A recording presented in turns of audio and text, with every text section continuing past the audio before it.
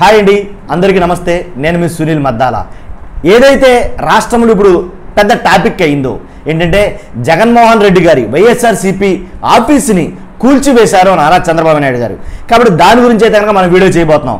అసలు వైఎస్ఆర్సీపీ ఆఫీస్ని కూల్చివేయడం గల కారణం ఏంటి, వెనక ఉన్న కారణం ఏంటి, అంతకుముందు ఏదైతే చంద్రబాబు నాయుడు గారిది కరకట్ట మీద ఉన్న బిల్డింగ్ ప్రజావేదిక భవనం ఉందో దాన్ని కూల్చేసినందుకు టిట్ ఫర్ టాటా ఏంటి అనేది ఒకసారి చూద్దాం.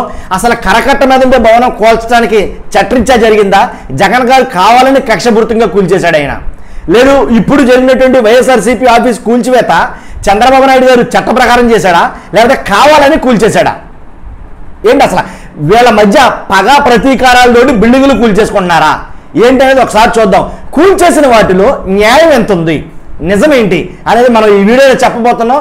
మర్చిపోవద్దు, చూస్తున్న మీరు అందరూ కూడా ఒక లైక్ అయితే చేయండి, ఫస్ట్ నాకు మోటివేషన్గా ఉంటుంది.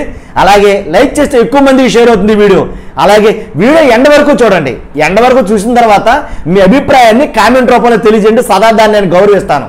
మర్చిపోవద్దు, కొత్త వాళ్ళు అయితే కనుక పక్కాగా సబ్స్క్రైబ్ చేసుకోండి మన ఛానల్. ఎందుకంటే పార్టీలకు అతీతంగా మన వీడియోలు ఉంటాయి కాబట్టి పక్కాగా సబ్స్క్రైబ్ చేయండి. ఫస్ట్ అయితే కనుక లైక్ చేయండి. ఏంటి అసలు ఏం జరుగుతుంది గందరగోళం, ఆంధ్రప్రదేశ్లో ఈ బిల్డింగ్లు కూల్చేసే సంస్కృతి ఏంటి అని అంటే కనుక ఒక్కసారి వెనక్కి వెళ్ళాలండి. చంద్రబాబు నాయుడు గారికి జరిగిన అన్యాయం ఏంటో, అసలు ఆ గొడవ ఏంటో ఒక్కసారి చూద్దాం. ఏంటంటే ఏదైతే 2017 నవంబర్న ప్రజావేదిక 2017 నవంబర్న ప్రజావేదిక ఏదైతే దాన్ని కూల్చడం జరిగిందో జగన్మోహన్ రెడ్డి గారు, నిజంగా ఆయనకి అప్పుడే దరిద్రం పట్టుకుందని నేనైతే డైరెక్ట్గా చెప్తానండి.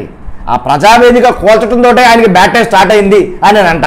ఎందుకంటే కనుక కూల్చడం తప్ప ఒప్ప అని అడిగితే కనుక ఒప్పే అని నేను అంటాను ఖచ్చితంగా. ఎందుకు కూల్చారు, ఎందుకు కూల్చాలంటే కనుక ఆయన కట్టిన బిల్డింగ్ ఏదైతే ప్రజావేదిక ఉందో అది కరకట్టన మీద ఉన్న బిల్డింగ్ అనమాట. ప్రభుత్వం అధికారంలోకి రాగానే ఫస్ట్ ప్రజలకి ఏంటంటే ఏదైతే నది పొడవున కరకట్ట పొడవున అక్రమ బిల్డింగ్లు ఏదైతే ఉన్నాయో ఇది ఒకటే కాదండి. అక్కడ చాలామందికి అప్పుడు ఏంటంటే వైసీపీ భవనం కూల్చింది కానీ ప్రజావేదిక కూల్చింది కానీ ఎందుకు కూల్చింది అనే కారణాలు సరిగా ఎక్స్ప్లెయిన్ చేయలేదు, ఆ కారణాలు ప్రజల్లోకి తీసుకెళ్ళలేదు. ఎందుకు కూల్చామనేది ఆ కారణాలు ప్రజల్లోకి తీసుకెళ్లే విషయంలో ఫెయిల్ అయింది వైసీపీ. ఎందుకు కూల్చింది అనేది నేను చెప్తా. ఏంటి చాలామందికి తెలుసు, తెలిసిన వాళ్ళు ఇంకా కొన్ని తెలియని విషయాలు ఉన్నాయి, అవి తెలుసుకోవడం కోసం మధ్యలో వీడియో స్కిప్ చేయండి, ఎండ వరకు చూడండి. ఎందుకు కూల్చింది అంటే కనుక కరకట్ట ఏదైతే అంటే ఫర్ ఎగ్జాంపుల్ మీకు సింపుల్గా చెప్తాను, కరకట్ట చెరకట్ట కాదు కానీ కాలువ గట్టు అనుకుందాం. కాలువ గట్టు ఉంది లేదా నది ఒడ్డు ఉంది, ఆ కాలువ గట్టు మీద బిల్డింగులు కట్టేశారు. ఏంటి కాలువ గట్టు ఏంటండి, కాలువని ఏదైతే కాలువ ఉందో ఆ కాలువని ఆనుకుని గట్టు ఉంటుంది కాబట్టి దానికి ప్రొటెక్షన్ ఈ గట్టు ఏంటి రాకుండా, ఫ్లడ్స్ అయి రాకుండా. కాబట్టి ఆ గట్టునే మీదే అండ్ కట్టడాలు కట్టించేస్తామంటే ఎలా ఊరుకుంటారు, ఊరుకోరు. ఎందుకంటే దానికి కొన్ని చట్టాలు ఉంటాయి. కాలువ గట్ల మీద బిల్డింగులు కట్టేస్తాం, చెరువు గట్ల మీద ఏమో విల్లాస్ కట్టేస్తాం అంటే ఒప్పుకోదు ప్రభుత్వం. ప్రతిదానికి కొన్ని సెక్షన్లు ఉంటాయి, కొన్ని చట్టాలు ఉంటాయి, ఆ చట్టాల ప్రకారంగా నడుచుకోవాలన్నమాట. అలా చట్టాలని బేఖాతారు చేసి ఆ కాలువ గట్టు పొడవున కట్టడాలు అయితే కనుక అక్రమ కట్టడాలు అయితే కనుక చాలా వెలిసాయి. కాబట్టి వాటన్నిటిని తీయించాలి. ముందు ఆ చివరి నుంచి మొదలు పెట్టుకుని అంటే ఒక సామాన్యుడి దగ్గర నుంచి కొట్టుకుంటూ వస్తే జనాలు ఏం మాట్లాడతారో, ఇదేంటిదా ఆ చివరన చంద్రబాబు నాయుడు గారితో ఉందిగా బిల్డింగు, అది కొట్టకుండా ముందు మనే కొడతారండి అంటే వాళ్ళ ఒకటే. ఎందుకంటే రాజకీయ నాయకులు కదా, మనం లోకు కాబట్టి మన బిల్డింగులు పడగొట్టేస్తారు ముందేళ్ళు అన్నట్టుగా మాట్లాడతారు. ఇది వాస్తవం కదా, మీరైతే ఎలా మాట్లాడరా. కాబట్టి ఏం చేశాడరా అంటే జగన్మోహన్ రెడ్డి గారు ఆయన ఫస్ట్ వాళ్ళకు ఒక సంకేతం పంపాలి, తన మన పర్ర భేదాలు లేకుండా ఒక సంకేతాన్ని అయితే పంపాలని ఫస్ట్ కూల్చడమే ప్రజావేదికను కూల్చాడు. ఎందుకు కూల్చాడరా అంటే దానికి చట్టం ఉందా, దానికి న్యాయం ఉందా, నీతి నిజాయితీతో కూల్చాడరా అని అంటే కనుక ఉంది. ఎలా అంటే ఆ కరకట్ట ఏదైతే ఉందో 22.6 అంటే 6 తీసేయండి, 22 మీటర్ల ఎత్తులో 20 మీటర్ల స్థాయి ఏదైతే 22 మీటర్లు ఉందో అక్కడ వచ్చే వాటర్ 22 మీటర్ల స్థాయి ఉన్నటువంటి వాటర్ వస్తుంది, అక్కడ అంత ఎత్తులో వాటర్ వస్తుంది. బిల్డింగ్ ఉన్న ప్రాంతం ఎంత ఏ హైట్లో ఉంది, 19.5 ఇంచుమించుగా 19 మీటర్ల స్థాయిలో బిల్డింగ్ ఉంది. అంటే వాటర్ లెవెల్ ఈ రకంగా ఉంటే బిల్డింగ్ ఈ లెవెల్లో ఉంది. ఒకవేళ ఏదైనా అనుకోకుండా వరదలు కానీ ముంపు కానీ ఏదైనా వస్తే కనుక ఆటోమేటిక్గా మునిగిపోతాయి. అక్కడ ఉన్న బిల్డింగ్లు అన్నీ కూడా అదే పరిస్థితి. 19 మీటర్ల స్థాయిలోనే బిల్డింగ్లు ఉన్నాయి, 22 మీటర్ల స్థాయిలోనే వాటర్ ఉంది. దాని కూడా కరకట్ట మీద బిల్డింగ్లు కట్టేసాడు ఎవడెస్టాసరంగా ఆడు. ఏంటి పారంభోగదే కదా, ఆక్యుపైడ్ భూమే కదా, కట్టేయడంతో అందు గురించి మేము దీన్ని పడగొట్టేయాలి, దీన్ని పడగొడితే కానీ మిగిలిన అందరూ పడగొడతాకు ఉండదు అని ఆయన ఏం చేశాడంటే కనుక ఫస్ట్ ఆ బిల్డింగ్ పడగొట్టడానికి ఏదైతే చట్టాలు ఉన్నాయో నదీ పరిరక్షణ చట్టం ఒకటి, తర్వాత లోకాయుక్త సిఫార్సులు 2, తర్వాత పర్యావరణ చట్టాలు, వీటన్నిటిని బేస్ చేసుకుని దానికి నోటీసులు ఇవ్వడం అవి ఇవ్వటం మొత్తం చట్ట ప్రకారంగా చేసి అప్పుడు ఆ బిల్డింగ్ని పడగొట్టడం జరిగింది. ఏదో దొంగచాటుగానో లేదా తెల్లవారుజామున చేసిన పని కాదు ఇది. కాబట్టి అంతా పబ్లిక్గానే చేశారు, కొంతమంది కలెక్టర్ల ఆధ్వర్యంలో ఇలా చేయడం జరిగింది. అది పడగొట్టిన తర్వాత with in fraction of seconds మిగిలిన బిల్డింగ్లు అన్నీ కూడా ఒక్కోటి కర్రకెట్ట మీద ఎన్ని బిల్డింగ్లు అయితే ఉన్నాయో అన్ని బిల్డింగ్లు అందరికీ పడగొట్టపడేశారు. రే బాబు కాలువ గట్లు అనేవి కాలువకి గట్టిగా అనుసంధానం రా బాబు, కాలువ గట్ల మీద బిల్డింగ్లు కట్టేస్తామంటే కుదరదు అని చెప్పేసి పడగొట్టేసరి ఎవడ మాట్లాడడం లేదు ఇంకది. ఎందుకంటే చట్టం అలా చెప్తుంది ఏంటి, R&B చట్టం ఉంది, తర్వాత ఏదైతే నదీ పరిరక్షణ చట్టం ఉందో లోకాయుక్త చెప్తుంది, అలాగే పర్యావరణ చట్టాలు చెప్తున్నాయి, కాబట్టి ఇక్కడ కుదరదు అన్నాడు, పడగొట్టేశారు. ఓకే, కానీ ఈ పడగొట్టే ముఖ్య ఉద్దేశం ఏంటంటే కనుక అదే నేను చెప్పింది, ఇంకో ఇన్నర్ ఫీలింగ్ ఉంటుంది లోపల, ప్రతి మనిషికి ఒక ఇన్నర్ ఫీలింగ్ ఉంటుందంటే ఆ ఇన్నర్ ఫీలింగ్ ఏంటంటే చంద్రబాబు నాయుడు గారిని కుదేలు చేయాలి అనేది. అంటే మ్యాక్సిమం అంటే తప్పు ఎవరైనా తమ్ముడు తనడైనా ధర్మం మాట్లాడాలంటాను. కాబట్టి ఏదేమైనా సరే చంద్రబాబు నాయుడు గారు కాబట్టి మ్యాక్సిమం పడగొట్టాలి, దాంట్లో ఎలాంటి డౌట్ లేదు. అదే ఉద్దేశంతో అది పడగొట్టేయడం జరిగిందని చెప్పాలి, దాంట్లో ఎలాంటి డౌట్ లేదు. కాబట్టి ఇలా చేసిన తర్వాత అక్కడి నుంచి కొన్ని సిగ్నల్స్ అయితే పంపాడు చంద్రబాబు నాయుడు గారు. కాబట్టి ఆ ప్రజావేదిక ఏదైతే పడగొట్టారో ఆ ప్రజావేదిక పడగొట్టినందుకు గాను టిప్ ఫర్ టాట్ అంటారు దీన్ని. ఏంటి, ప్రజావేదిక పడగొట్టావు కాబట్టి నీ వైఎస్ఆర్ ఆఫీస్ నేను కూల్చేస్తున్నా అన్నట్టుగా సేమ్ అంతే ఇదే మాట్లాడుకున్నారు జనాలు. కాబట్టి వేరే కారణాలు ఏమీ లేవు, చట్టాలు లేవు, నీతి లేదు, నిజాయితీ లేదు, ఏమీ లేదు, నువ్వు అది పడగొట్టాను ఇది పడగొడుతున్నా అన్నాడు అంతే చంద్రబాబు నాయుడు గారు. కానీ అది పడగొట్టిన నీతి వేరు. జగన్మోహన్ రెడ్డి గారు చేసిన పనుల్లో ఒక మంచి పని కింద చెప్పాలి దాన్ని. అది పడగొట్టడానికి చాలా కారణాలు ఉన్నాయి, ఒక మంచి ఉంది దాంట్లో. ఎందుకంటే ఆల్రెడీ అలా వదిలేస్తే కరకట్ట మొత్తం బిల్డింగ్లు షాపింగ్ మాల్స్ కూడా పెట్టేస్తారు, ఇక అలా ఉంటుంది పరిస్థితి. కాబట్టి అది అందువల్ల పడగొట్టాడు, కొంచెం దాంట్లో నీతి ఉంది, చట్టం ఉంది. కానీ చంద్రబాబు నాయుడు గారు వైఎస్ఆర్సీపీ ఆఫీసును కూల్చివేసే దాంట్లో చట్టం ఏమీ కనబట్టలేదు ఇక్కడ. నిజమండి, నిజమే మాట్లాడుకోవాలి. ఏం జరిగిందంటే కనుక ఉండవల్లిలోని ఏంటి బోట్ యార్డ్ స్థలం అంటారండి దీన్ని. ఇది బ్రిటిష్ కాలం హయాంలో ఇరిగేషన్ శాఖ స్థలం అనమాట. ఆ స్థలంలో బోట్ యార్డు పనులు అంటే బోట్లు బాగు చేయటం కానీ అవి ఇవి మొత్తం అక్కడ కార్యకలాపాలన్నీ బోటుకు సంబంధించిన కార్యకలాపాలన్నీ ఆ ప్లేస్లో జరిగాయి బ్రిటిష్ కాలం హయాంలో. కాబట్టి అది ఇప్పుడు ఖాళీగా పడింది మొత్తం, చాలా మటుకు చాలా ఎకరాలు, 1 ఎకరం 2 ఎకరాలు కాదు. అసలు ఇది ఎలా బయటకు వచ్చిందంటే ఆర్కే వల్ల బయటకు వచ్చింది, రామకృష్ణారెడ్డి వల్ల బయటకు వచ్చింది అసలు ఈ ఖాళీ స్థలం అంతా. ఇక్కడ బోర్డు స్థలం ఉంది ఆయన చెప్పడం వల్ల చాలా మందికి తెలిసింది. కాబట్టి అక్కడ ఎన్ని ఎకరాలు ఉన్నప్పటికీ 9 ఎకరాలు ఉన్నా 10 ఎకరాలు ఉన్నా 100 ఎకరాలు ఉన్నా ఎన్ని ఎకరాలు ఉన్నప్పటికీ ఇలా వాడింది 2 ఎకరాలు వైఎస్ఆర్సీపీ ఆఫీస్కి. మరి ఇలాగ ఎక్కడ పడితే అక్కడ ఖాళీ స్థలం ఉంది కదా, మేము వైసీపీ బిల్డింగ్లు కట్టేస్తాం లేదా టీడీపీ బిల్డింగ్లు కట్టేస్తాం అంటే ప్రభుత్వం ఒప్పుకోదు. దానికి కొన్ని లెక్కలు ఉన్నాయి. ఎలా అంటే ఒక చట్టం ఉంది దానికి కూడా. ఆ చట్టం ఏంటంటే కనుక ఆ చట్టం కూడా చంద్రబాబు నాయుడు గారు తీసుకొచ్చారు. ఈ సందర్భంలో నేను మీకు చెప్పాలి ఆ చట్టం గురించి కూడా.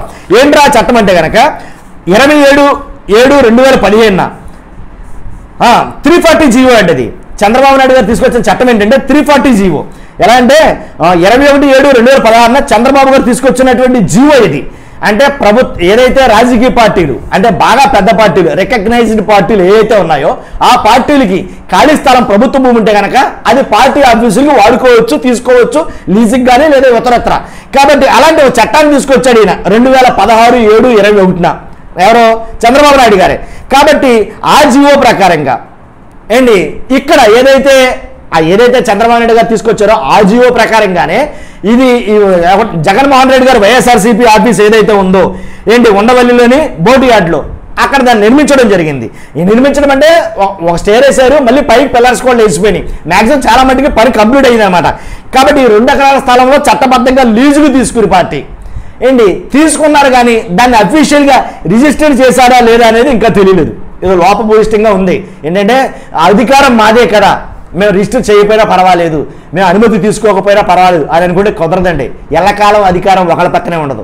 కాబట్టి శనివారం తెల్లవారుజామున ఈ బిల్డింగ్ను కూల్చేయడానికి ప్రాతిపాదికన యుద్ధం చేసినట్టుగానే కొన్ని బుల్డోజర్లని అలాగే ప్రొక్లైన్ని తీసుకొచ్చి హుటాహుటిన మొత్తం ఒక 10 నిమిషాలే ఫినిష్ చేస్తారు దాన్ని. కానీ ఇది ఏదైనా ఒక పడగొట్టాలంటే దానికి ఒక చట్టం ఉంటుంది. ఎలా అంటే నోటీసులు ఇవ్వాలి.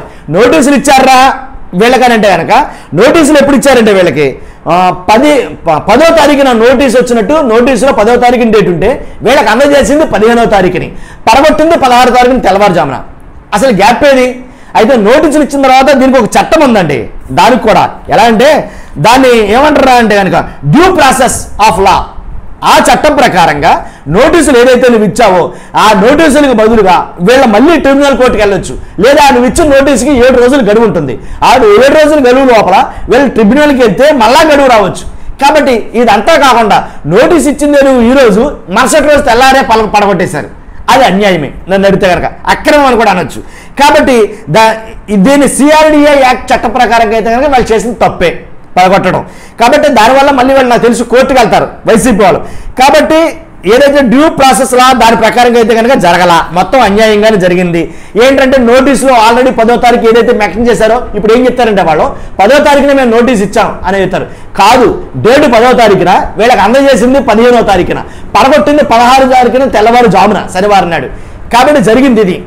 ఇలా జరగడం వల్ల ఏదైతే వరద స్థాయి వల్ల ముంపుకు గురవుతాయని చెప్పేసి ఆ బిల్డింగ్ని జగన్మోహన్ రెడ్డి పడగొట్టాడు, దాన్ని మనసులో పెట్టుకుని నారా చంద్రబాబు నాయుడు పక్కాగా ఎలాంటి డౌట్ లేదు దాన్ని పడగొట్టేశాడు.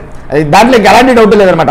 కాబట్టి బుధవారం జగన్ గారు కూల్చివేసిన ప్రజావేదిక దగ్గరికి వచ్చాడు ఆయన, ఎవరో నారా చంద్రబాబు నాయుడు గారు. మొన్న బుధవారం జగన్ ప్రజావేదిక దగ్గరికి వచ్చి అక్కడ ప్రతిజ్ఞ భూనాడు ఏంటో తెలియదు అని చంద్రబాబు నాయుడు గారు శనివారం వైసీపీ కార్యాలయాన్ని పడగొట్టేశారండి. అదే నేను చెప్పాలనుకుంది. తర్వాత ఇంకోటి ఏంటంటే కనుక ఇది ఒకటి వంతో ఆగుతారా చంద్రబాబు నాయుడు అంటే కనుక ప్రభుత్వం వాళ్ళది. తర్వాత ఇంకా కోల్చబోయి కూడా ఉన్నాయి. అంటే ఎక్కడ చెప్పలేదు, మనం ఎక్స్పెక్ట్ చేస్తున్నాం ఎక్కడెక్కడ కూలుస్తారంటే కనుక. తర్వాత కూల్చేయబోయేది వైఎస్ఆర్సీపీ భవనాలు. ఏంటంటే అనకాపల్లి జిల్లా రాజుపాలెంలో ఒక భవనం ఉంది, వైఎస్ఆర్సీపీ భవనం. నాకు తెలిసి దానికి కూడా అఫీషియల్గా వీళ్ళు అది తీసుకోవాలా. కాబట్టి నాకు తెలిసి అది కూడా కూల్చేస్తారేమో అని నా డౌట్. ఇలా కొన్ని భవనాలు ఉన్నాయి, వాటన్నిటి మీద వీళ్ళు దృష్టి సారిస్తారు, ఎలాంటి డౌట్ లేదు, ఎందుకంటే అధికారం వాళ్ళది. కాబట్టి అంతేకాదండి, ఇంకా కొన్ని విషయాలు ఉన్నాయి, ఇంకా చెప్తే వీడియో లెంత్ అయిపోతుందని నేను ఆగుతున్నాను. కానీ తర్వాత కరకట్ట మీద ఏదైతే చంద్రబాబు నాయుడు గారు బిల్డింగ్ కట్టారో దాన్ని ప్రభుత్వ సొమ్ముతోనే కట్టింది. ఎలా అంటే 5 కోట్లు అని ప్రిపేర్ చేసి 8.9 కోట్లకు పెంచారు దాన్ని అమౌంట్ని. అది కూడా చాలా మటుకి కరెక్ట్ కాదని అభిప్రాయం. తర్వాత ఇంకోటి ఏంటంటే చాలా మంది ఏం మాట్లాడుకున్నారంటే కనుక కరకట్ట మీద బిల్డింగ్ కట్టాడు తప్పే, అన్యాయమే, కాబట్టి దాంట్లో ఖాళీ చేయించేసి తర్వాత ప్రభుత్వ అవసరాలకు వాడచ్చు కదా, తప్పండి అది. ఆ కరకట్టను అనుకుని చాలా బిల్డింగ్లు వచ్చినాయి అక్కడ. కాబట్టి ఆ బిల్డింగ్లన్నీ పడగొట్టాలంటే ఇది పడగొట్టాలా, ఇది ఉంచుకుని మిగిలినన్ని పడగొడతామంటే జనాలు ఊరికనే చూస్తూ ఉండరండి, రకరకాలుగా మాట్లాడతారు. వాళ్ళకి తెలియజేయడం కోసం ఇది పడగొట్టేశాడని 100% నమ్మాలి, దీంట్లో ఎలాంటి డౌట్ లేదు. కాబట్టి మరి టీడీపీ వాళ్ళు ఎలాంటి స్థలాలు ఆక్యుపైడ్ ఏమైనా ఉన్నాయా వాళ్ళ పార్టీ ఆఫీసుల కోసం అంటే కనుక కొన్ని ఉన్నాయి. ఎలా అంటే జియో నెంబర్ 279 27/7/2015, తర్వాత జియో నెంబర్ 228 22/6/2017 ఆత్మకూరు విలేజ్ మంగళగిరి మండలంలో 4 ఎకరాలు టీడీపీ ఆఫీస్కి మీరు తీసుకున్నది నిజమా కాదా, తీసుకున్నారా లేదా. తర్వాత పిఎస్ఓ నెంబరు 14.4 ప్రకారం వాగు పారంబోక్ కదా అది, ఆ వాగు పారంబోకుని 4 ఎకరాలు మీరు ఎలా తీసుకుంటారు, చట్టం ఒప్పుకోదుగా. వాగు పారంబోకైనా నది పారంబోకైనా కరకట్టైనా ఒప్పుకోవు చట్టాలు. కాబట్టి అది ఎలా తీసుకున్నారు 4 ఎకరాలు, తప్పు కదా, అయినా కానీ మీరు తీసేసుకున్నారు. దాని చట్ట ప్రకారం చూస్తే కనుక అక్కడ బిల్డింగ్ కట్టడానికి లేదు, ఆ బిల్డింగ్ కూల్చేయచ్చు, ఎలాంటి డౌట్ లేదు అసలు. కానీ ప్రభుత్వం మీద కూల్చడానికి లేదు. తర్వాత వైఎస్ఆర్ కడప జిల్లాలో 1 ఎకరం, తర్వాత శ్రీకాకుళంలో 2 ఎకరాలు, గుంటూరులో 4 ఎకరాలు, తర్వాత కృష్ణాలో 1 ఎకరం, ప్రకాశంలో 2 ఎకరాలు, చిత్తూరులో 2 ఎకరాలు. ఇలాగే మీరు తీసుకున్న భూములన్నీ చట్టానికి లోబడి ఉన్నాయా అని అంటే కనుక మీరు తీసుకున్నారా లేదంటే కనుక దానికి సమాధానం మీరే చెప్పాలి ఏంటి. తర్వాత ఇదండి జరిగిన ఈ రాజకీయం అంతా ఏమి లేదండి. నువ్వు నన్ను తిట్టావు, నేను తిడతా, నువ్వు నన్ను కొట్టావు, నేను కొడతా, అంతే. దీంట్లో ప్రజలకు సంబంధించినది ఏమీ లేదు. కాకపోతే ప్రజలకు సంబంధించిన ఆస్తులు మాత్రం నష్టపోతున్నాం, ప్రజలకు సంబంధించిన కొన్ని కోట్ల రూపాయలు మాత్రం వృధాగా పోతున్నాయి. ఇది మాత్రం నేను చెప్పగలను. చూస్తున్నా మీరు అందరూ కూడా నా మాటల్లో నిజం ఉందంటే కనుక ఖచ్చితంగా లైక్ చేయండి, అలాగే కొత్త వాళ్ళైతే కనుక పక్కాగా సబ్స్క్రైబ్ చేయండి, అండ్ 100% షేర్ చేయండి. చూస్తున్నా మీకు అందరూ కూడా థ్యాంక్ యూ వెరీ మచ్.